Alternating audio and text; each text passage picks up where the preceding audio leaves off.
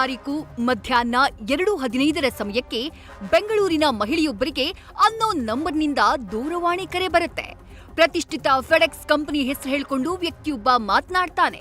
FedEx company ಕಡೆಯಿಂದಾನೇ ಇರಬೇಕು ಅಂತ ಆ ಮಹಿಳೆ ಕೂಡ ಮಾತನಾಡಿದ್ದಾಳೆ. ಆರಂಭದಲ್ಲಿ ವ್ಯಾವಹಾರಿಕವಾಗಿ ಮಾತನಾಡಿದ ವ್ಯಕ್ತಿ ಆಮೇಲೆ ಆಕೆಯನ್ನ ಬೆದರಿಸೋಕೆ ಶುರು ಮಾಡಿದ್ದಾನೆ. ನೀವೊಂದು ಪಾರ್ಸಲ್ ಕಳುಹಿಸಿದ್ರಿ, ಅದರಲ್ಲಿ ಡ್ರಗ್ಸ್ ಪತ್ತೆಯಾಗಿದೆ ಅಂತ ಬ್ಲಾಕ್ ಮೇಲ್ ಮಾಡಿದ್ದ.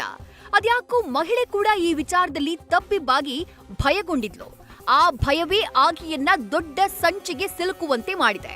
ಸುಮಾರು 36 ಗಂಟೆಗಳ ಕಾಲ ಸೈಬರ್ ಕಳ್ಳರ ಕೈಯಲ್ಲಿ ಸಿಕ್ಕಾಕೊಂಡು ವಿಲವಿಲ ಅಂತ ಒದ್ದಾಡೋ ರೀತಿ ಮಾಡ್ಬಿಟ್ಟಿದೆ.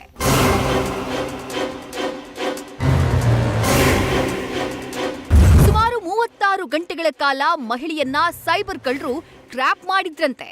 ನಿರಂತರವಾಗಿ ಫೋನ್ ಕಾಲ್ನಲ್ಲಿ ಆಕೆಯನ್ನ ನಿಯಂತ್ರಿಸಿ ಆಕೆಯಿಂದ ಲಕ್ಷ ಹಣ ಲೂಟಿ ಮಾಡಿದ್ದಾರೆ. ಇದು ಅಚ್ಚರಿಯಾದ್ರೂ ನೀವು ನಂಬಲೇಬೇಕು. ಆರಂಭದಲ್ಲಿ ನಾರ್ಮಲ್ ಕಾಲ್ ಮಾಡಿ ಟ್ರ್ಯಾಪ್ ಮಾಡಿದ ಕಿರಾತಕರು ಆ ನಂತರ ಆಕೆಯನ್ನ ವಿಡಿಯೋ ಕಾಲ್ನಲ್ಲಿ ಕಂಟ್ರೋಲ್ ಮಾಡಿದ್ದಾರೆ. ನಾವು ಹೇಳಿದಂತೆ ಮಾಡಲೇಬೇಕು ಅಂತ ಒತ್ತಡ ಹಾಕಿ 15 ಲಕ್ಷ ರೂಪಾಯಿವರೆಗೆ ಲೂಟಿ ಮಾಡಿರುವಂತಹ ಪ್ರಕರಣ ಬೆಳಕಿಗೆ ಬಂದಿದೆ.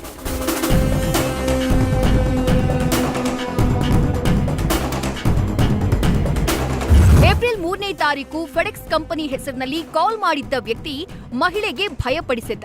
ನೀವು ಥೈಲ್ಯಾಂಡ್ಗೆ ಕಳುಹಿಸಿರುವಂತಹ ಪಾರ್ಸೆಲ್ನಲ್ಲಿ ಸುಮಾರು 140 ಗ್ರಾಂ ಡ್ರಗ್ಸ್ ಪತ್ತೆಯಾಗಿದೆ ಅಂತ ಹೆದರಿಸಿದ್ದ.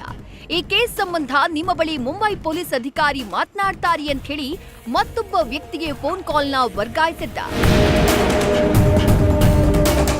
ಫೆಡೆಕ್ಸ್ ಕಂಪನಿಯ ಹೆಸರು ಹೇಳಿಕೊಂಡು ಕಾಲ್ ಮಾಡಿದ ವ್ಯಕ್ತಿ ಆಕೆಯನ್ನ ಕಾಲ್ ಕಟ್ ಮಾಡದಂತೆ ನಿಯಂತ್ರಿಸಿದ್ದ.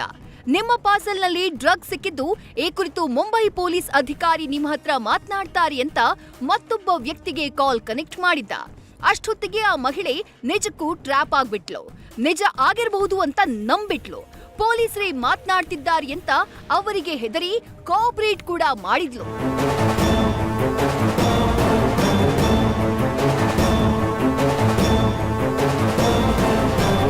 ಹೌದು, ತಾನು ಮುಂಬೈ ಪೊಲೀಸ್ ಅಧಿಕಾರಿ ಅಂತ ಹೇಳ್ಕೊಂಡು ಮಾತನಾಡಿದಂತಹ ಆ ವ್ಯಕ್ತಿ ಆಕೆಯನ್ನ ವಿಡಿಯೋ ಕಾಲ್ಗೆ ಬದಲಿಸಿಕೊಂಡಿದ್ದ.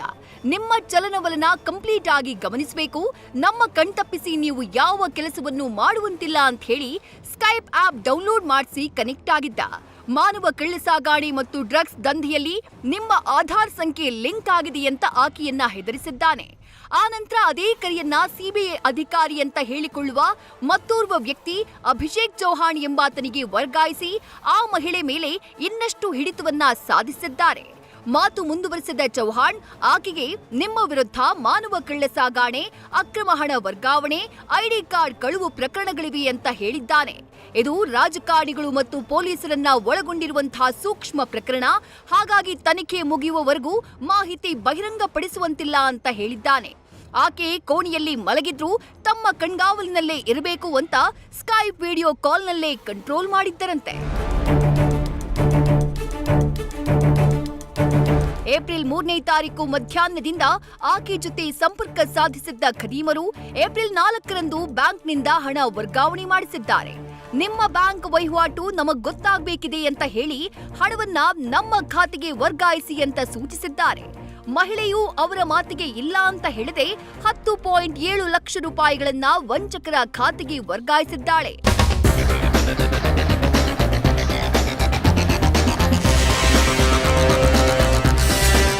ಎಸ್, ವಿಡಿಯೋ ಕಾಲ್ನಲ್ಲಿ ಆ ಮಹಿಳೆಯನ್ನ ನಿಯಂತ್ರಿಸುತ್ತಿದ್ದಂತಹ ವಂಚಕರ ಮಾತಿನಂತೆ ಸಮೀಪದ ಬ್ಯಾಂಕ್ ಶಾಖೆಗೆ ಭೇಟಿ ನೀಡಿ ತನ್ನ ಖಾತೆಯಲ್ಲಿದ್ದ 10 ಲಕ್ಷ ರೂಪಾಯಿ ಹಣವನ್ನ ವರ್ಗಾಯಿಸಿದ್ಲು. ಆ ನಂತರ ಆಕೆಯ ಕ್ರೆಡಿಟ್ ಕಾರ್ಡ್ ಬಳಸಿ ಸುಮಾರು 4 ಲಕ್ಷ ರೂಪಾಯಿ ಲಪಟಾಯಿಸಿದ್ದಾರೆ. ಇದೆಲ್ಲದರ ನಡುವೆ ಫೋನ್ ಕಾಲ್ ಕಟ್ ಆಗದಂತೆ ನೋಡಿಕೊಂಡಿದ್ದಾರೆ. ನಾರ್ಕೋಟಿಕ್ಸ್ ಪರೀಕ್ಷೆ ಅಂತ ಹೇಳಿ ನಗ್ನ ವಿಡಿಯೋ ರೆಕಾರ್ಡ್. ಇಷ್ಟು ಸೀರಿಯಸ್ ಆಗಿ ಮಹಿಳೆಯನ್ನ ಟ್ರ್ಯಾಪ್ ಮಾಡಿದ್ರೂ ಆಕೆಗೆ ಗೊತ್ತೇ ಆಗಿಲ್ಲ ಎನ್ನಲಾಗಿದೆ. ಆಕೆಯ ಅಕೌಂಟ್ನಿಂದ ಹಣ ವರ್ಗಾಯಿಸಿದ ನಂತರ ಸ್ಕೈಪ್ ವಿಡಿಯೋ ಕಾಲ್ ಮೂಲಕವೇ ನಾರ್ಕೋಟಿಕ್ಸ್ ಪರೀಕ್ಷೆಗೆ ಒಳಪಡಿಸಿದ್ರಂತೆ. ಅದಕ್ಕಾಗಿ ಆಕೆಯನ್ನ ವಿವಸ್ತ್ರಗೊಳಿಸಿ ಆಕೆಯ ನಗ್ನ ವಿಡಿಯೋ ರೆಕಾರ್ಡ್ ಮಾಡಿದ್ದಾರೆ. ಅದ್ಯಾವಾಗ ನಗ್ನ ವಿಡಿಯೋ ರೆಕಾರ್ಡ್ ಆಯ್ತು ಅಲ್ಲಿಂದ ನೇರವಾಗಿ ಆಕೆಯನ್ನ ಟಾರ್ಗೆಟ್ ಮಾಡಿದ್ರಂತೆ. ಈ ಕೂಡಲೇ 10 ಲಕ್ಷ ರೂಪಾಯಿ ಪಾವತಿ ಮಾಡು, ಇಲ್ಲದೆ ಇದ್ರೆ ಬೆತ್ತಲೆ ವಿಡಿಯೋನ ಡಾರ್ಕ್ ವೆಬ್ನಲ್ಲಿ ಮಾರಾಟ ಮಾಡ್ತೀವಿ ಅಂತ ಎಚ್ಚರಿಸಿದ್ದಾರೆ. ಆ ಕ್ಷಣಕ್ಕೆ ಆ ಮಹಿಳೆಗೆ ಎಲ್ಲವೂ ಅರ್ಥವಾಗಿದೆ. ತಾನು ಟ್ರ್ಯಾಪ್ ಆಗಿದ್ದೇನೆ, ನನ್ನನ್ನ ಯಾಮಾರಿಸಿದ್ದಾರೆ ಅಂತ ಅಲರ್ಟ್ ಆಗ್ತಾಳೆ. ಸತತವಾಗಿ 36 ಗಂಟೆಗಳ ಕಾಲ ವಂಚಕರ ಜೊತೆ ಫೋನ್ನಲ್ಲಿ ಸಿಕ್ಕಾಕೊಂಡಿದ್ದ ಮಹಿಳೆ ಏಪ್ರಿಲ್ 5ನೇ ತಾರೀಕು ಮಧ್ಯಾಹ್ನ ಫೋನ್ ಕಟ್ ಮಾಡಿ ಪೊಲೀಸರಿಗೆ ದೂರು ಕೊಟ್ಟಿದ್ದಾಳೆ.